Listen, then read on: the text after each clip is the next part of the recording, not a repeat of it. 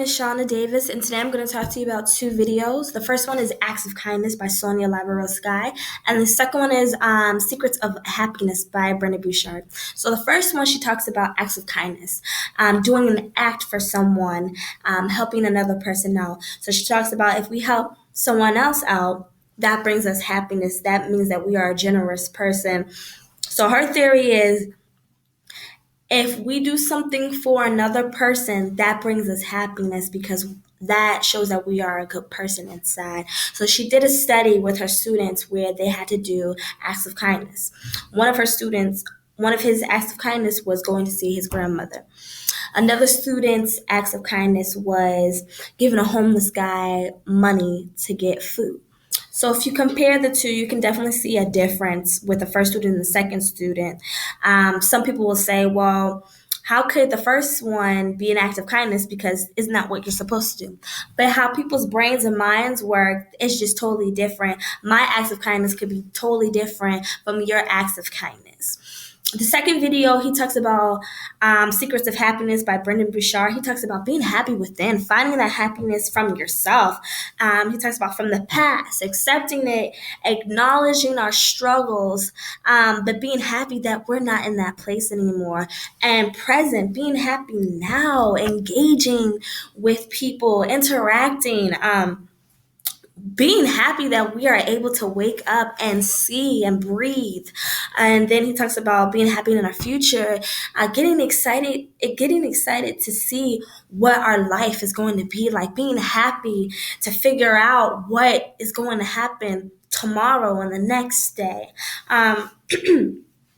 He talks about being happy, physical happiness, and you know being happy from the outer side and drinking more water and working out more and getting on a bicycle. Those are our physical happiness when you're moving and exercising.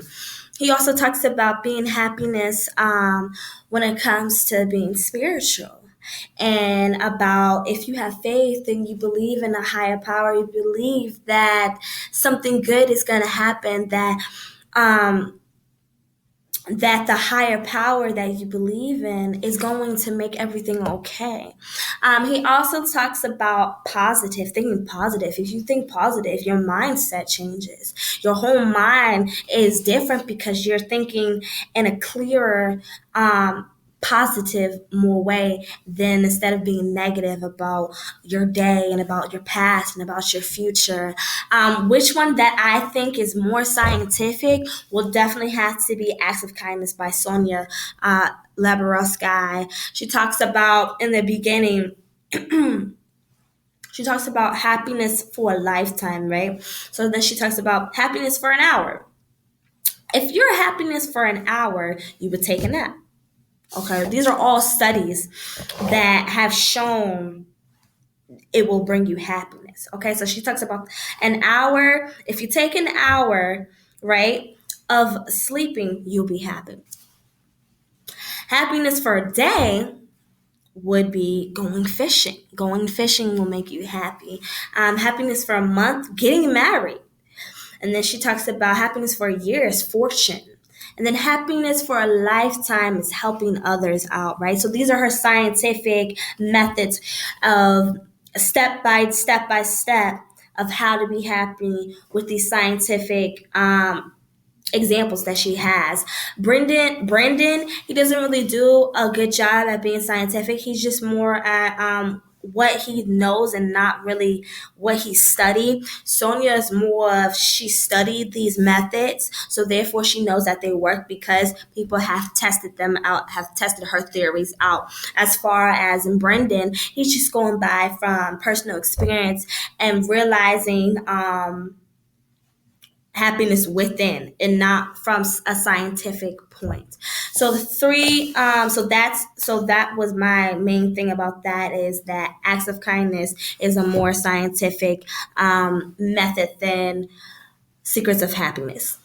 So the three types of stress. Okay, so the first one is acute, which is the shortest stress ever. Okay, so acute is an example for that is excited for a race, right? So if I have a track meet, I'm so excited, but I'm stressed because I want to reach the finish line, right? So I'm stressed, but I'm excited at the same time. The second one is episodic, right? It's from time to time. So if you're overly overly competitive or overly aggressive, right? So an example would be if I was playing a video game, right, and I practice every day, because eventually I want to verse my best friend. And so in my mind, I'm like, okay, I'm going to practice every day. I'm going to practice every day.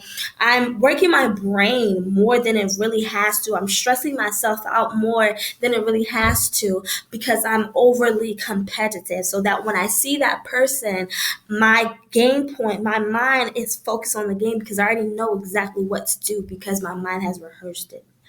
The third one is chronic stress, right? That's a long term stress. So, a long term stress would be, for example, if you are unhappy in your marriage or when you're unhappy with your job. So, an example would be a job. I'm unhappy at my job because maybe my boss doesn't appreciate my work or doesn't want to give me a promotion, or you're stressed so much because you do so much work but you want to leave, but unfortunately there's no other job opening, so you end up having to stay where you are, stressing you out because you're not happy. So those are the three main stressors. Okay, so I hope you enjoyed this video. I hope that you learned something from it, and goodbye. I'm going to reflect on my own personal experience and talk about when a time I was successful and unsuccessful with stress. Example with unsuccessful stress is I was working for a company for about 5 years, and I was treated unfairly. My boss wasn't giving me the recognition that I deserved, and unfortunately, I was working so hard that I was being so stressed out because I felt alone. I felt like I didn't have support. And because I was stressed, I started having health problems, and I actually had to end up leaving my job due to my health problems taking a toll because of the stress. An example of successful stress that I've had would have to be a time where I was doing a project for school, and I was really stressed out because there were so many elements of the project. But I ended up taking a deep breath, giving myself 5 minutes to walk away, clear my head, and really look over the project and separate them and divide them into pieces so that way I won't get as stressed out. By doing that, that helped me to be successful in submitting my project and actually getting the A on it. So, those were two examples of my personal experience with unsuccessful and successful stress.